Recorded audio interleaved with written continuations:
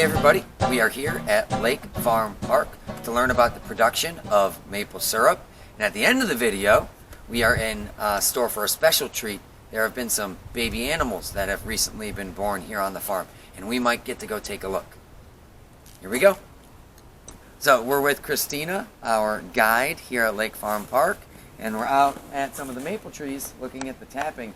And we have a question from one of our families, from Eloise in room 104, and her sister Amelia in the toddler's room. Why do they seem to make maple syrup in the winter? That is an awesome question. It all has to do with climate and weather. We are standing here in the snow, but it is maple sugar time. If you look at the trees behind us, they have buckets on them. What we want is weather that's about 30 to 40 degrees during the day, and we want freezing evenings, about 20 degrees or around that temperature.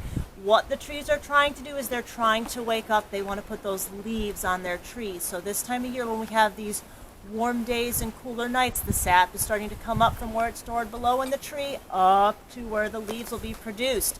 So you only make maple syrup in a short window, possibly end of January. You could even go to the end of March. So you kind of got that short window. It all has to do with climate and temperature. So you need these warm days and cool nights. Thank you. And here we are with Andy, and Andy is in charge of the sugaring operation here at the farm park. And we have a couple questions from our students.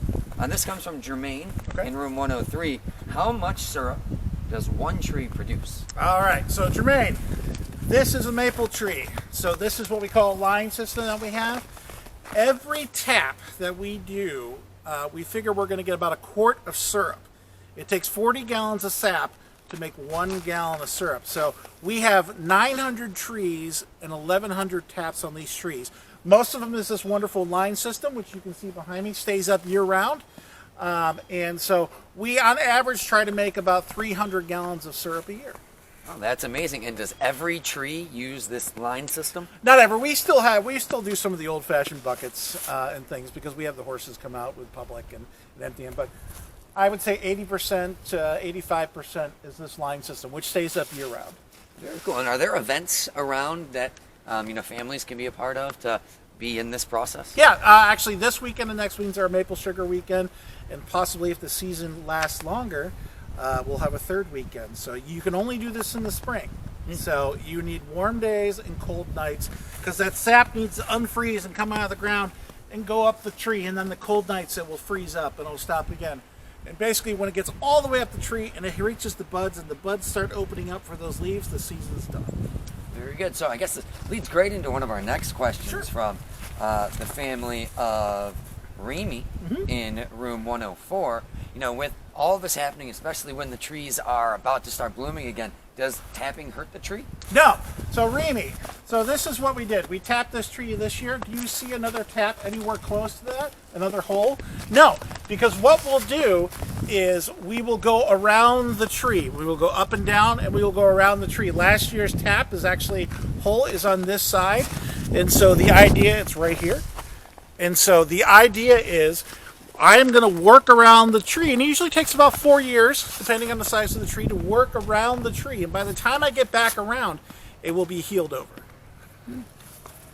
Beautiful. And if we were to have maple syrup trees on our campus at our school, or our families, have them at their homes, Andre in room 110 would like to know, if we grow our own maple syrup trees, what would we need in order to tap it? Well, this tree right here is about 36 years old. Wow. So, okay, it needs to be about this big for one tap. It can be bigger. The bigger they are, you can do 2 taps. Now, I have what I call the hugging method. So, one, if I can't touch, my fingers can't touch, we could probably do 1 tap. I see. Now, with me, this is me how I do it. So, if I hug the tree and my hands can touch, maybe 2 taps. If I can touch my wrist, no, I can't do that. Now, if I can't touch my hands, I could probably do 3 if I wanted to, but I never put 3 taps in one tree just because this is my crop. I want to protect this. I think that is one of the best methods I've ever heard, the tree hugging method. It's a tree hugging method. It's a good way to remember it. Yeah. All right, thank you, Andy. You're welcome. All right, and we're back with Andy, and now we're in the tank house. And Andy, I'm looking in the tank at the sap, and This is a lot less viscous than I thought it would be. It's like you're splashing around in a bath. That's right. I mean, it really all it is water. It's anywhere from 98% to 96% water, and so the rest is made up of sugar. So I mean, that's really you can drink this if you want. Actually, we make coffee with this. It's pre-sugared coffee, and it's wonderful. So yeah, no, all those line systems come directly to here. And so the pump's off right now. Behind here is a maple pump. We're gently drawing out of the tree, not taking a lot, maybe 1 to 2% of the sap that goes up the tree. So again, we want to protect those maple trees. And so this is the heart of the business. So everything will come here with a vacuum. It will dump it out here, and then this will flip over. It will dump it out here, and then when this tank gets too full, another pump will kick on, and we'll pump it straight up and all down to the sugar house. Beautiful, beautiful. Thank you. And we have one more question from one of our students. This is from the family of Ava and our toddlers. How has the pandemic impacted the maple syrup production here at the farm park? You know, when the pandemic started, we had to stop production for obvious reasons. We actually had met our quota and it was going to be a great year, but we stopped for obvious reasons, shut everything down. Right now, with a lot of maple sugar, the sap will run whether there's a pandemic or not. Life goes on in plants.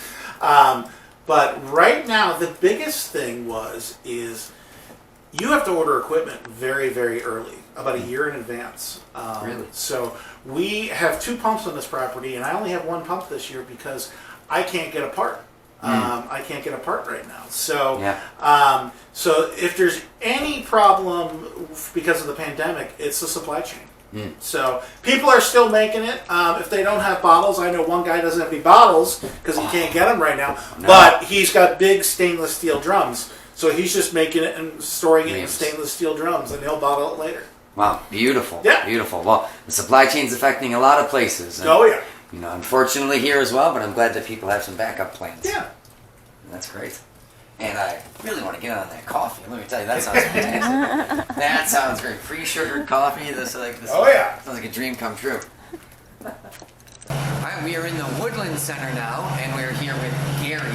And Gary, can you tell us a little bit about, the invigorating smell that I'm getting and some of the machinery here? Okay, so what we have here is behind us we have a reverse osmosis. So when the sap comes out of the woods, out of the trees in the woods, it's about 2% sugar. Okay, and so that takes a lot of time to get it because we want to go for 66%. So we're going that's the right amount of sugar. So we're going from 2% to 66%. So the way we get that is by boiling it in that way. That's the old way of doing it. Today we have behind us over here we have a reverse osmosis machine. And what it actually does, it has a high pressure pump in there, and it has a membrane in there. The membrane is in that tube right there, that clear tube right there. That's a membrane. So what that does, under pressure, it separates the water molecules from the sugar molecules, and we get about 50% of our water. Wow. So today, we get out of the woods. We just checked it this morning. Today, every day is a different day because of the weather. Things change. A lot of variables. Today, we get about 2% out of the woods, and we're getting 6% out of the reverse osmosis. Some days it's 4, some days it's 8. So it all depends on the day. It's Mother Nature. Right? Yep. We can't control that. No.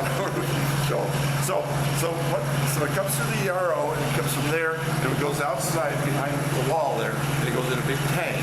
And then that's the last time we ever pump our sap. Right? We don't pump it anymore. So it goes in the big tank, the gravity feeds into the back of this tank, right? And right here. In this pan, there's a bunch of little loops that go up and down, like there's walls in there. And so it's all by gravity, and it goes by density. So the whole sap comes in the back and it pushes through, and it goes down there, up, back, and ends up over here. And this, on the other side of this, there's a little pipe back here where it drains from here over into this little box here. This little box has a float in it. The float controls the amount of sap coming through here to go into these pans over here. These are our syrup pans. These are the syrup pans. Syrup pans, or we call them our finish pans. I see. These are like a preheat. This tank is a preheat back here. So it gets the boiling process started, and It warms, heats everything up. And this is all to evaporate water out of the sand. This is all evaporated to dig off the water. We do not add anything to our syrup. All we do is we remove water. And so it leaves the sweet. We call it sweet. Not the other sugar. Of course, yes. So that's what it leaves. So come through here, we got the preheating. So it comes into these pans here. There's 2 pans here, and it goes in here, and we have a serpentine action going on here as well. You can see there's a weld job here. So there's a wall inside this pan. So there's two compartments in there. So it comes in here, and it goes all the way back, and in the back corner back there, there's a little hole, and so it lets it go from this compartment over to this compartment. So it just goes back and forth like that. And so it comes out here, and then goes over to here, and this pan's the same way. There's 2 compartments in here, and it works its way back that way, goes through that hole in the back, and comes out over here. Our finished product comes out over here. That's where our finished product is. Beautiful. When do you anticipate the finished product this year? Okay, so yesterday we made 12 gallons yesterday. So we're just starting up the process this morning, so it takes a while to get the steam going and get the process going. Right. It's going to be a little bit before we have syrup yet. The reason I know that is we have a digital thermometer right here, and the probe goes in this pan, and so we know the water boils at 212 degrees. Right. And so we also know that syrup is 7 degrees hotter because it's more dense because of the sugar content. See. It's more dense. And so that would be 219. So 219. So we set this little digital meter here at 219. Beautiful. At 219. And so then when this down here says 219, then it automatically, this little box here is a control box. And so this little box here would automatically energize this box down here, and then this box opens this valve and the syrup comes out. I see. So it's all automated. So it's pretty much automated. Now we have manual bypasses and we can do it manually. This is all pretty high-tech stuff. It's not the way we used to do things. Sometimes it can help make things more efficient. Other times, yes. we need the manual bypass. Exactly. And once it gets to here, we get the syrup in here, we truck it up. This bucket's a 3-gallon bucket. And we take it from here, and in the ground, in the earth, in the trees, there's minerals out there. And what it amounts to is this little particle of us, like sand. I call it sugar sand, but the scientific name is nitre, N-I-T-R-E. That's the scientific name. So anyhow, that what it does, it sort of makes the syrup sort of cloudy-like, and so it doesn't have an effect on the color of it. It just how it's nice and clear. The transparency. Right. So when we make our syrup, we like to make it nice and clear representation. It makes it nice. So It does make it look very nice. excuse me just a second. So what we have here is you can take this here and hold it up, and hold it up to the light, and you can see the different types of syrup there. Just down a little bit. There it is. Okay, so. And so do some of these have more niter? Is that what you're saying? No. No? Okay. The nitro's out of here because I see. this has been filtered. It's all been filtered. These are all pre-filtered syrups? Right. Now some of these ones with white caps are standards. It's in the maple industry. They make these standards, and we have little names on top of here. So we have standards. Yeah. And so when we have our syrup judged, most syrup makers like to go into competition and see who make the best syrup.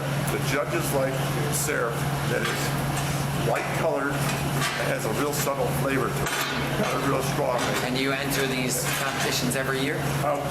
The park is not entered in those competitions, but over in Chardon, where they have the Maple Festival, they do it over there. Okay, good. We don't go there, but they do have a lot of competition. Well, I bet yours would do well. I think it would.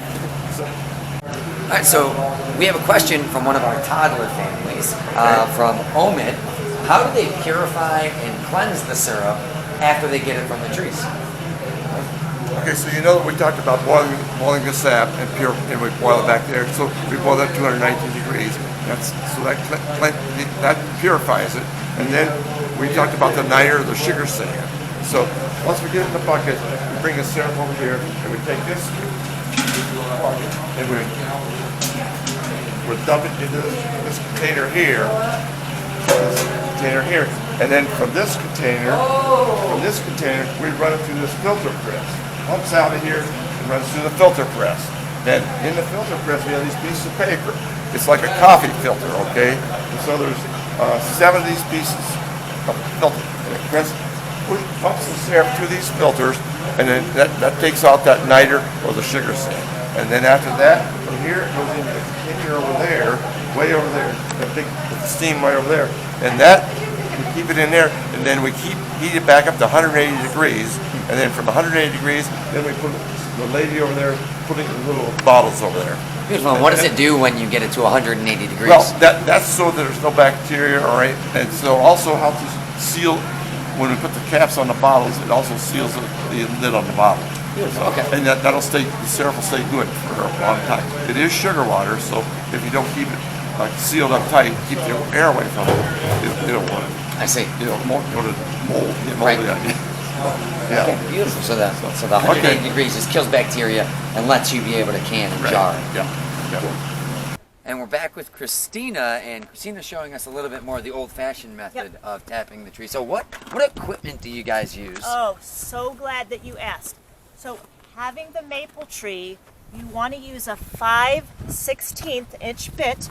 You want to drill about 1.5 inches, 2 inches in, and this little metal spout is what we put in the tree. There's different kinds. There's ones that are made out of plastic, ones that are made out of different types of metal. Even we'll go over here, you can see the different look, but this little spile, or you might hear us call it a spout, it's got that little ring on it. It holds the bucket.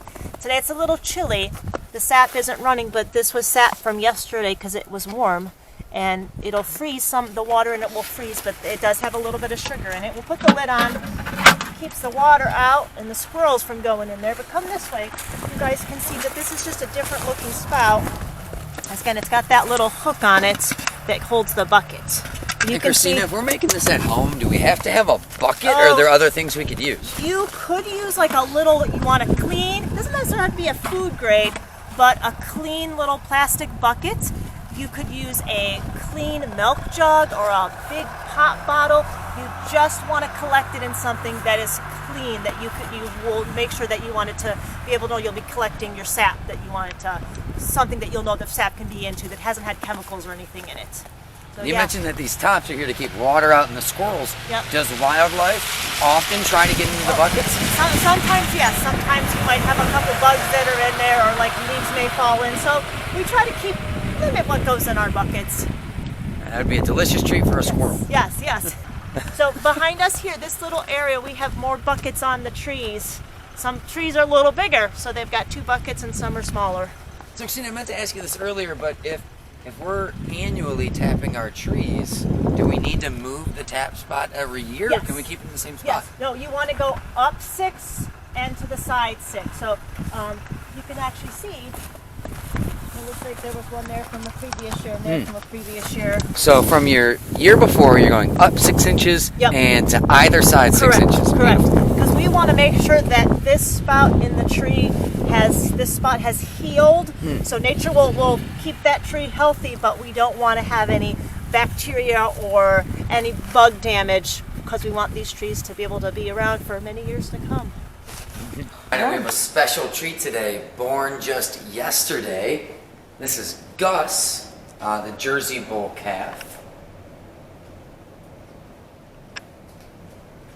And Gus is the offspring of, if we go on over here, Dot.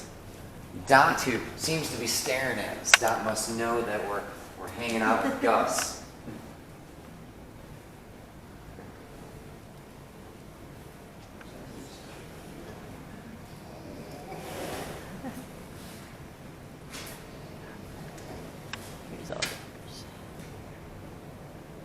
And a cow here that's going to be very close to my heart, we have Penny, the Guernsey, a little bigger than the Penny that I have at home.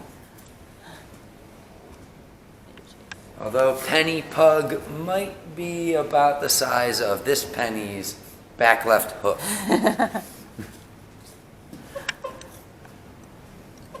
We're here with them. Darla, the 1-year-old, and Darla just had some piglets. Christina, they were born on February 9th, Yes, is that right? Yes, yes, and she has 13 of them.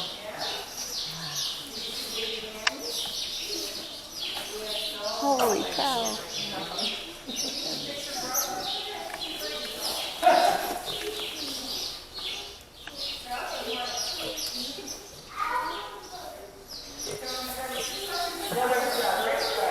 Someone's looking to cause a ruckus in there. He's like, it's warmest on top of you, And it's so bro. funny about that light is just so funny because it is warm Yeah, between their body heat and just hanging out by the light. yeah. Oh my goodness. That's the best. This guy likes being a mama. I saw the name said Gus. You don't wear a fluffy hat today, kiddo. Still wearing your colors. Adult version. Boy, isn't that one cute? She actually is help supplementing with the bottle. So she's like, here, person, where's my bottle? No, I'm sorry.